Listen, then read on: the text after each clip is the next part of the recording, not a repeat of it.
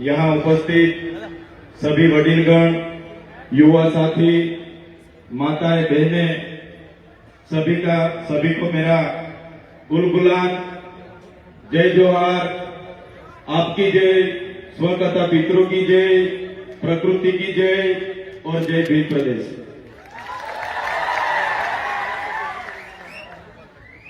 साथियों, माना जाता है कि करीबन 60 लाख साल पहले मानव सभ्यता का अस्तित्व इस पृथ्वी पर हुआ। 50,000 साल पहले मानव का शारीरिक और मानसिक तौर पे विकास हुआ। करीबन 10,000 वर्ष पहले इस पृथ्वी पर कृषि का शुरुआत हुई। जब से कृषि की शुरुआत हुई तब से नई नई राजनीतिक गतिविधियां की भी शुरुआत हुई। आदिवासी समाज की जीवन खूब सरल और संवेदनशील था। साथ ही प्रकृति पूजक और प्रकृति मूल्यों पे चलने वाला था। सहकारिता पर टिका हुआ था। खुद आदिवासी समाज स्वायत्तता, स्वतंत्रता और स्वावलंबन था।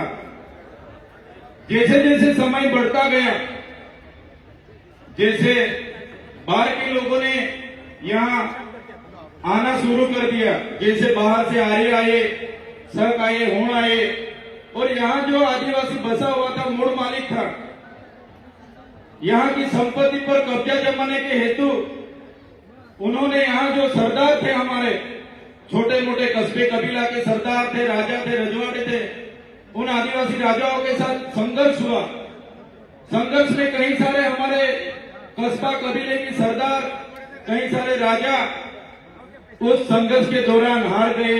कहीं न कहीं बाहर के लोगों ने यहाँ पे आधिपत्य जमाया।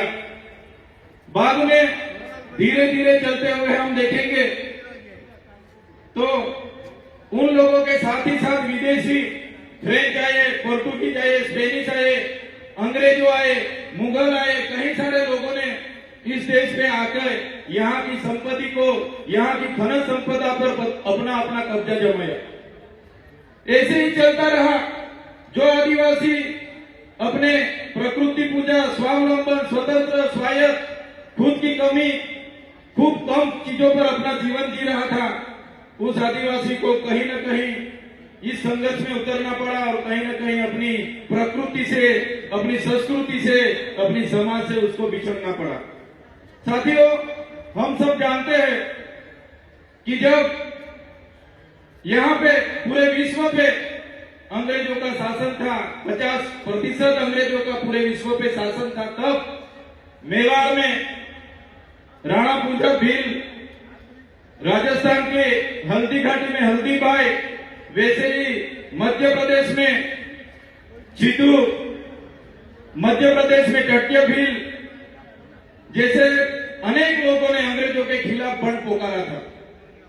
जैसे महाराष्ट्र की बात करें, खाद्य नायक, उमिया नायक, यहाँ के जितने भी उस समय के क्रांतिवीर थे, अंग्रेजों के खिलाफ अपनी अपनी लड़ाई लड़ रहे थे। हमारे गुजरात की बात करें, कोटला मेहता, केसरी सिंह जैसे लोग वहां भी क्रांति कर रहे थे। ऐसे ही सभी लोगों ने क्रांति की, अपनी अपनी जगह पे जितना हो सके उतनी क्रांति की। जैसे कि मानकर धाम की बात आती है, गुरु गोविंद जी की आगुवाई में वहां संत सभा मिली और 1913 में हत्याकांड हुआ। 1500 भी ज्यादा लोग की यहाँ वहां शहीद हो गए। इतनी सारी देश की आजादी में हमारे लोगों का योगदान रहा। देश आजाद हुआ 1947 में। देश आजाद होने के बाद तब तो माना जाता था कि देश आजाद हो गया, लेकिन जो लोकतांत्रिक सरकारें इस देश पे शासन पे आई तो अंग्रेजों की जो भी कानून व्यवस्था थी वही कानून नीतियां चलती रही। तो साथियों, देश तो पूरा आजाद हो गया, लेकिन फिर भी आदिवासी समाज आज भी अब खुद गुलामी महसूस कर रहा है। आप और हम सब जानते हैं, कई सारी पार्टियां बनी, कई सारे धर्म संप्रदाय आए, कई सारे संगठन बने, लेकिन अपनी अपनी संख्या बढ़ाने के अलावा किसी ने भी कुछ नहीं किया। सबसे बदतर परिस्थिति इस देश में कोई किसी की होगी तो हमारे आदिवासी समाज, जो मूल निवासी समाज बोला जाता है, मूल मालिक समाज बोला जाता है, इस समाज की इस देश में हुई है। साथियों, जब इस देश में विकास की बात आई, जब इस देश में बड़े बड़े बांध बनने लगे, खोदान होने लगे, बड़े बड़े कारखाने बनने लगे, रोड बनने लगे, नहरें बनने लगी, रेलवे बनने लगा, सरकारी आवास बनने लगे, तो सबसे ज्यादा किसी को विस्थापित किया होगा तो भारत देश में आदिवासियों को विस्थापित किया है। आज भारत देश का 1,40,00,000 लोग आज विस्थापित हुए हैं। खुद प्रकृति के साथ जीते थे, अपनी संस्कृति थी, अपनी समाज के साथ रहते थे, फिर भी आज 1,40,00,000 लोग अपने समाज से छिन्न भिन्न हो गए। आज मूल मालिक की परिस्थिति कैसी हो गई है? आज मूल मालिक को मजदूर बना दिया गया है। आज भारत देश की बात करें, 80% आदिवासी आज भी गरीबी रेखा के नीचे जी रहे हैं। 80% लोग आज भी गरीबी रेखा के नीचे जो जी रहे हैं वो आदिवासी है। साथियों, पूरे देश में आज खनिज संपदा की बात करी जाए तो सबसे ज्यादा खनिज संपदा जो आदिवासी एरिया में है, 80% खनिज संपदा अपने यहाँ होते हुए भी आज आदिवासी को मजदूर बना के इन सरकारों ने रखी है। तो साथियों, आदिवासी एकता परिषद यही सिखाता है कि आदिवासी कौन था, कहां से आदिवासी आए, क्या हुआ। तो आदिवासियों का इतिहास बहुत पुराना है। आदि अनादि काल से यहाँ रहने वाला हमारा आदिवासी, इतने सारे देश की आजादी स्वतंत्रता संग्राम में हमारा योगदान रहा, देश के विकास में हमारा योगदान रहा। जहां भी जरूरत पड़ी हमारे लोगों ने अपनी जमीन दे दी।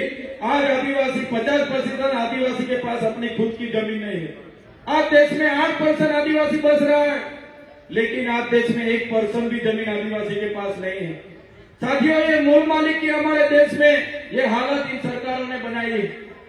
तो साथियों, यही बात हम करते हैं और आज भी यही बात इस मंच से करेंगे कि जिस तरह देश में हमारी परिस्थिति हो गई है, कितनी भी सरकारें आएगी, हम भी आएंगे, जीतेंगे, एमपी बनेंगे, एमएलए बनेंगे, मंत्री बनेंगे, जितनी भी पार्टियां आएंगी, जो गैर आदिवासी की पार्टी होगी वो रिमोट उनके पास रखेगी, हम मंत्री तंत्री या कुछ भी हो जाएंगे, लेकिन आदिवासी की बात रखने के लिए कोई हमारे सामने नहीं आने वाला। साथियों, हम मन से हर बार कहते रहे, आज भी यही बात दोहराएंगे कि हम जिस इलाके से आते हैं वो आदिवासी इलाका है। हम अपनी आदिवासी एसटी सर्टी से अनामत रिजर्व बैठक से एमएलए बने हैं। तो जब भी हमारे समाज के लिए लड़ना होगा, जब भी हम हमारे समाज के लिए बोलेंगे, जब भी हम हमारा भील प्रदेश के लिए बोलेंगे और हमारी पार्टी जिस दिन हमें रोकेगी उस दिन हमारी पार्टी के लिए हम पहले रिजाइन करेंगे। साथियों, आदिवासी का उत्थान, आदिवासी का उत्थान, आदिवासी का स्वायत्त राज होगा तभी आदिवासी का उत्थान होगा। आज आदिवासी एमएलए एमपी बने हैं, लेकिन जो मेन पोस्टिंग है, सीएम है, वो आदिवासी नहीं है। ट्राइबल एडवाइजरी की कमेटी आदिवासी के नहीं है, यहाँ के अधिकारी एनजीओ हमारे आदिवासी के नहीं है, इसलिए आज आदिवासी के बारे में कोई सोच नहीं रहा है। साथियों, आजादी के 78 साल हो गए। आज सरकारें अमृतकाल मना रहे हैं, अमृत महोत्सव मना रही है। आज सरकार कह रही है कि विकास हो गया, विकास हो गया, विकास हो गया। ऊंची ऊंची प्रतिमा बना देने से, बड़े बड़े बिल्डिंग बना देने से, बड़े बड़े बांध बना देने से, अच्छे अच्छे रोड बना देने से आदिवासियों का विकास नहीं होगा। आदिवासियों का विकास तब होगा जब आदिवासियों का स्वशासन आएगा, जड़ जंगल जमीन और खनिज संपदा पर आदिवासियों का अधिकार होगा, अनुसूचित 5 लागू होगी, पैसा 1 लागू होगा, सीएम आदिवासी होगा, ट्राइबल एडवाइजरी कमेटी का आदिवासी होगा, तब आदिवासी का विकास होगा।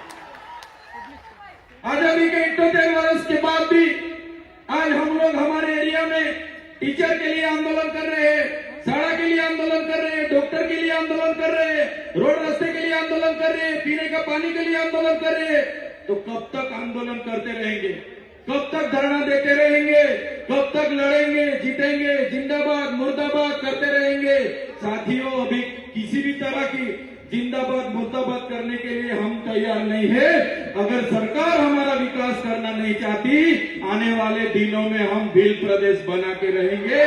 जो हमारा भील प्रदेश था, जो हमारा भील प्रदेश था, आजादी के बाद उस भील प्रदेश को महाराष्ट्र, मध्य प्रदेश, राजस्थान और गुजरात में बांट दिया है।